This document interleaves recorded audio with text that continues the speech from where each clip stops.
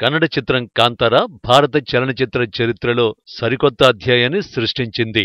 16 కోట్లతో నిర్మాణమై సుమారు 400 కోట్ల కలెక్షన్స్ ని కొల్లగొట్టింది. కన్నడ, తెలుగు, తమిళ, మలయాళ భాషలతో పాటు హిందీలోనూ జన నీరాజనాలందుకుంది కాంతార చిత్రం. కథకుడు, హీరో, దర్శకుడిగా రిషబ్ శెట్టి టాలెంట్ కి ఎన్నో ప్రశంసలు లభించాయి. ప్రతిష్టాత్మకమైన ఆస్కార్ అవార్డ్స్ రేసులోనూ నిలిచింది కాంతార మూవీ.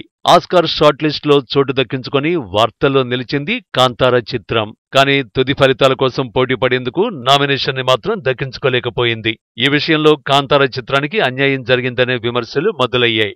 ఈ అంశంపై కాంతార చిత్ర నిర్మాణ సంస్థ హోంబళి ఫిల్మ్స్ స్పందించింది. హోంబళి ఫిల్మ్స్ అధినేత విజయ్ కిరంగదూర్ ఆసక్తికర వ్యాఖ్యలు చేశారు. కాంతార సెప్టెంబర్లో రిలీజ్ అయింది. ఇంటర్నేషనల్ రేంజ్ లో ప్రమోషన్స్ చేయలేకపోయాం. చాలా తక్కువ టైం ఉండడం వల్ల ఎక్కువ ప్రచారం చేయలేకపోయాం. అందుకనే గోల్డెన్ గ్లోబ్, ఆస్కార్ లాంటి అవార్డ్స్ కి నామినేట్ కాలేదు. ఆ లోటుని కాంతార 2 తీరుస్తుంది.